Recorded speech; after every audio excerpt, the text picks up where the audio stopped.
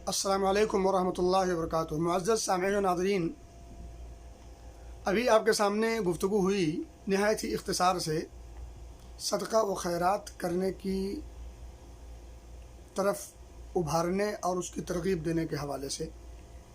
اسی سے متعلق ایک بڑی اہم بات ہے جو اکثر علماء نے اس کی نشاندہی کی ہے۔ میں بھی تھوڑی سی کوشش کر رہا ہوں، شاید کسی کے ذہن میں یہ بات گھر کر جائے۔ میرے بھائی دوستو، اللہ رب العزت کو ریا بالکل پسند نہیں، دکھاوا، شہرت طلبی بالکل پسند نہیں۔ اور آپ کو شاید پتہ ہو، ریا شرک اصغر میں سے آتا ہے، شرک اصغر۔ اور میں آپ کو بتا دوں کہ توجہ اصغر پر نہیں ہونی چاہیے، اصغر سے پہلے شرک کا جو لفظ ہے اس پر توجہ ہونی چاہیے۔ بات اصغر کی نہیں ہے کہ وہ چھوٹا شرک ہے، بات یہ ہے کہ اس پر شرک کا اطلاق ہو رہا ہے۔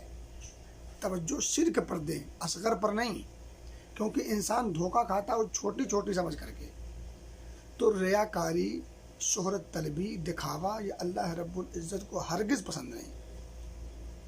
عمل ضائع اور برباد ہو جاتا ہے، کتنا بڑا عمل کیوں نہ ہو، کتنا اچھا عمل کیوں نہ ہو، برباد ہو جاتا ہے۔ شرک اصغر کا حکم ہے ایسے عمل پر۔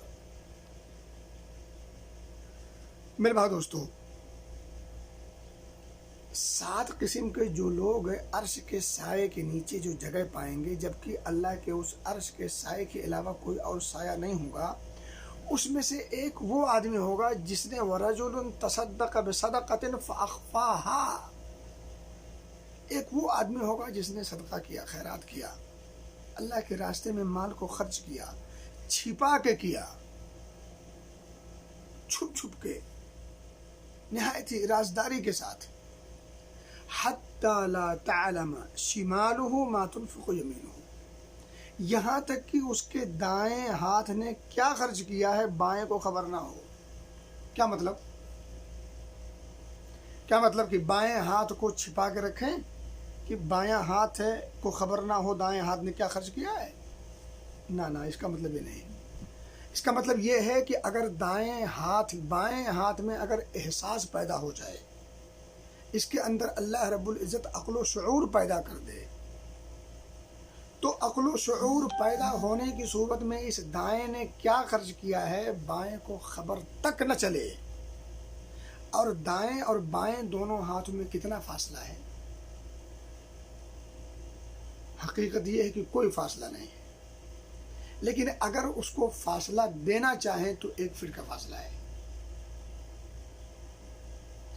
چلو کسی کا 56 انچ کا سینہ ہو تو ہو سکتا ہو 2، 2.5، 3 فٹ کا جو ہے فاصلہ ہو جائے، لیکن وہ 56 والے بھی جو ہے 16 ہی کے مترادف ہیں۔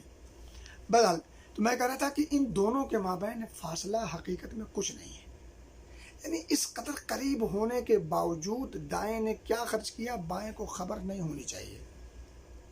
اس قدر رازداری کے ساتھ خرچ کرنا ہے۔ میرے بھائیو دوستو، آپ نے یہ بھی دیکھ لیں کہ جب ہم خرچ کرتے ہیں، کسی کو دیتے ہیں، تو فوٹو، تشہیر اور یہ اور وہ وغیرہ وغیرہ۔ اب اس پر بھی آئیے تھوڑا سمجھنے کی کوشش کرتے ہیں۔ میرے بھائیو، عزت نفس ہر ایک کے پاس ہوتی ہے، ہر ایک کے پاس عزت نفس ہوتی ہے، وہ کتنا امیر ہو، کتنا قریب کیوں نہ ہو۔ عزت نفس کا خیال رکھنا یہ ایمان کی پہچان ہے۔ مومن کبھی کسی کی عزت نفس سے کھلواڑ نہیں کر سکتا۔ عزت نفس کا معاملہ بڑا عجیب معاملہ ہوتا ہے، بڑا نازک اور لطیف معاملہ ہے، اس سے کھلواڑ ہرگز نہیں کیا جا سکتا، یہ یاد رکھیں۔ اور ویسے بھی میں کہتا ہوں کہ آپ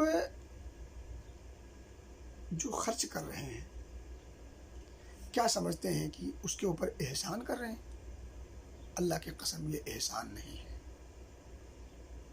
اگر یہ فریضہ ہے تو آپ اپنی ذمہ داری ادا کر رہے ہیں، اور اگر یہ نفلی ہے تب بھی اس سے آپ ہی کا فائدہ ہے۔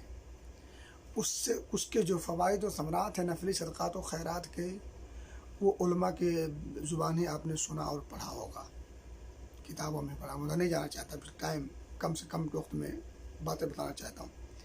اسی طرح سے میرے بھائی دوستو سوچیں کہ جس کو آپ دے رہے ہیں، فوٹو کھنچوا رہے ہیں، ویڈیو بنوا رہے ہیں، اخباروں میں اس کی جو ہے عزت نفس کا جو ہے کھلواڑ اور مذاق بنا رہے ہیں، وہ بھی تو آخر اللہ کا بندہ ہے.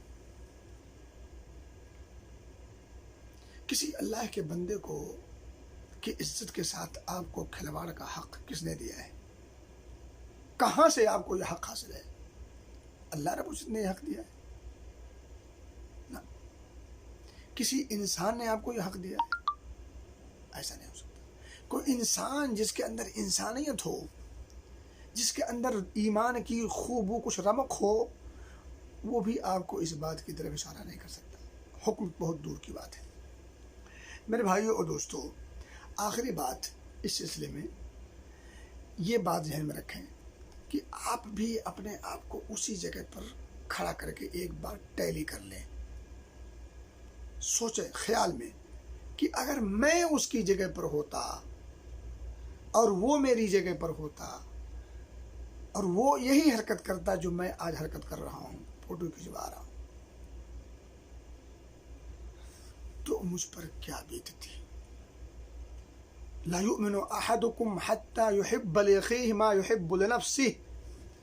تم میں سے کوئی شخص مومن کامل اس وقت تک نہیں ہو سکتا جب تک اپنے بھائی کے لیے وہ چیز پسند نہ کرے جو اپنے لیے پسند ہے. ہماری عزت نفس کے ساتھ اگر کوئی کھلواڑ کرے، کیا ہم برداشت کریں گے؟ گوارا ہے ہمیں؟ نہ ہم اسے برداشت کریں گے، نہ ہمیں یہ گوارا ہے. تو پھر اپنے کسی بھائی کے تئیں یہ چیز گوارا کیوں کر ہو سکتی؟ میرے بھائی دوستو، کبھی کبھی کچھ لوگ دلیلیں پیش کرتے ہیں. دو دلیل عام طور پر لوگ پیش کرتے ہیں، ذرا میں بھی بیان کر دوں. ایک تو یہ کہ اصحاب خیر نے جو یہ کچھ پیش کیا ہے، ہمیں آگے شو کرنا ہوتا، بتانا ہوتا کہ ہم نے آپ کے اس دیے ہوئے مال کو، آپ کے اس دیے ہوئے خیر کو ہم نے لوگوں تک پہنچا دیا. دوسری بات لوگ کیا کہتے ہیں کہ اس سے دوسرے لوگوں کو بڑھ چڑھ کر کے حصہ لینے کی شہ ملے گی. یعنی ترغیب کے طور پر، لوگوں کو ابھارنے کے طور پر، لوگ دیکھیں گے تو وہ بھی حصہ لیں گے. میرے بھائی دوستو، حقیقت یہ ہے کہ یہ دونوں باتیں اگر میں کہوں تو میں یہ کہہ سکتا ہوں کہ یہ عذر لنگ ہے. جملہ اگر سخت ہو معاف کیجیے گا، یہ عذر لنگ ہے. کیسے؟ نمبر ایک، جو لوگ کہتے ہیں کہ اصحاب خیر کے سامنے ہمیں پیش کرنا ہے. میں کہتا ہوں اصحاب خیر کے سامنے اگر آپ یہ بات پیش کر دیں کہ عزت نفس کا مسئلہ ہے، لوگوں کے عزت کے ساتھ کھلواڑ ہونے کا مسئلہ ہے، اس لیے آپ کو اس کے لیے کوئی مناسب تدبیر اور اپنانی پڑے گی. مناسب تدبیر یہ بھی ہو سکتی ہے کہ جہاں سے سامان آ رہا ہے چپکے سے وہاں پتہ کر لیں کہاں سے سامان آیا، کتنے میں آیا، کیا کیا گیا. کوئی وکیل منتخب کر لیں، کوئی آپ اپنا وکیل منتخب کر لیں. اگر آپ کے پاس ٹائم نہیں، ان کو لگا دے کہ جائیں آپ چیک کریں، خفیہ طور پر، رازدارانہ طور پر، رضاکارانہ طور پر جا کر کے چیک کریں یہ سامان آیا نہیں آیا، کتنا بانٹا گیا، تقسیم ہوا، لوگوں تک پہنچا نہیں پہنچا. یہ رازدارانہ طور پر بھی یہ کام ہو سکتا ہے. اس کی بل طلب کر لی جائے، فاتورہ طلب کر لیا جائے، آپ نے سامان کیا لیا، کتنا لیا، کہاں سے لیا، وغیرہ وغیرہ.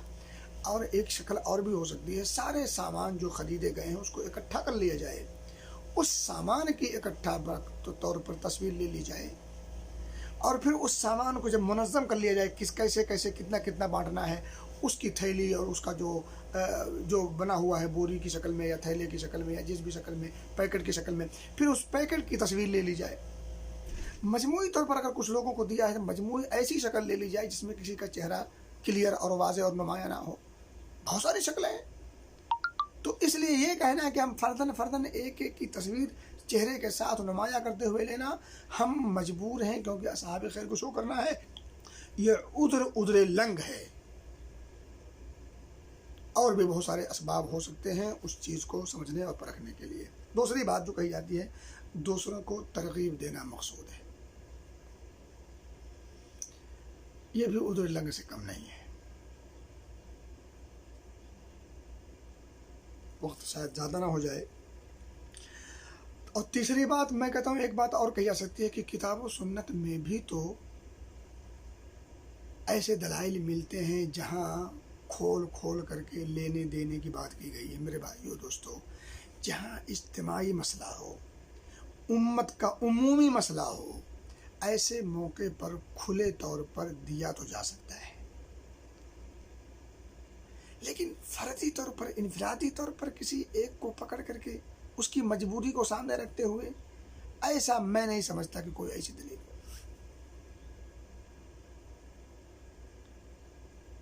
عزت نفس کا خیال شریعت نے رکھا ہے، اور شریعت کس کے عزت نفس کے ساتھ کھلواڑ کرنے کی اجازت نہیں دے سکتی. تو دلائل کو ذرا مناسب انداز سے پڑھیں، سمجھیں، کوشش کریں.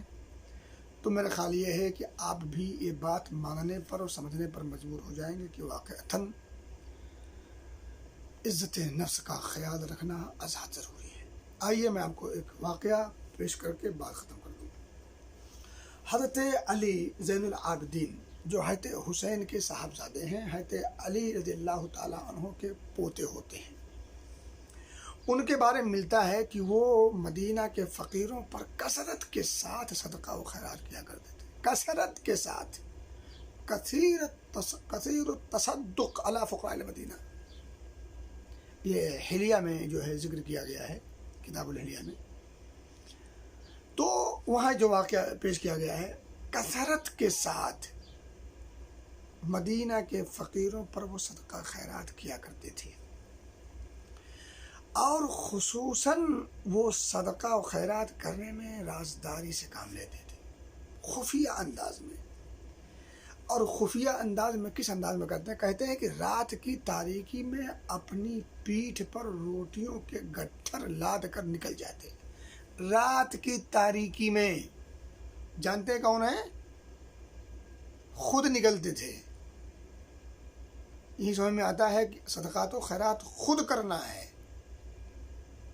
اللہ یہ کہ آدمی مجبوری ہو، اور پہنچانا بھی خود ہے، گھر پہ بلا کے نہیں دینا ہے. یاد رکھیے گا، یہ نقطہ ہے، بڑا اہم ہے نقطہ.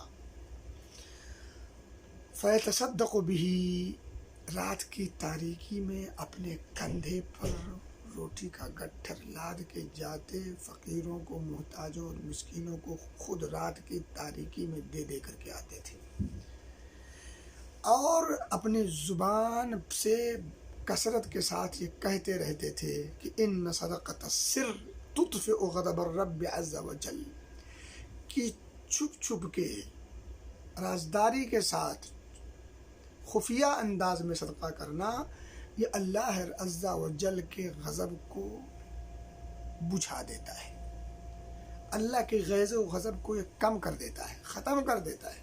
اگر اللہ کے غیظ و غضب سے بچنا چاہتے ہیں تو چھپ چھپ کر کے صدقہ و خیرات کریں. میرے بھائی دوستو، جب ان کی وفات ہو گئی، اس جو ہے کتاب الحلیہ میں جو تذکرہ ہے، میں ذرا وہ جملہ پڑھ دوں. کہتے ہیں فَلَمَّا تُوفِّيَ تَبَيَّنَ أَنَّهُ كَانَ يُعِيلُ 100 عَائِلَةٍ، جب ان کی وفات ہو گئی تب ظاہر ہوا، تب کھل کر کے یہ عقدہ سامنے آیا کہ فقراء مدینہ کے 100 گھرانے کی وہ کفالت کیا کرتے تھے. 100 گھرانے کی کفالت کیا کرتے تھے، ان کے کھانے پینے کا انتظام کیا کرتے تھے رات کی تاریکی میں چھپ چھپ کے.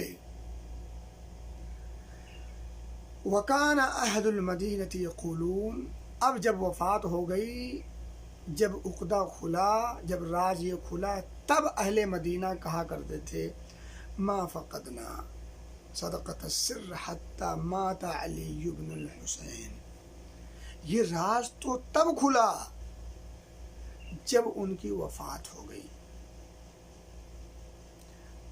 میرے بھائی دوستو، 100 گھرانے کی کفالت کرنا اور برابر کرتے رہنا، اور اس کی خبر کسی کو نہ ہونا، یہاں تک کہ وفات ہو گئی. وفات ہوئی تو پھر خبر ہونی تھی. ایک بات یہیں اور سمجھ میں آتی ہے کہ اللہ رب العزت کی رضا کی خاطر اگر کام کیا جائے تو اللہ اس کو سراہتا ہے. امام بخاری رحمۃ اللہ علیہ نے کوئی فوٹو نہیں کھنچوایا تھا، لیکن پوری دنیا اسلام ان کا نام عزت کے ساتھ، احترام کے ساتھ، عقیدت و محبت کے ساتھ لینے پر مجبور ہے. عثمان غنی رضی اللہ تعالیٰ عنہ نے،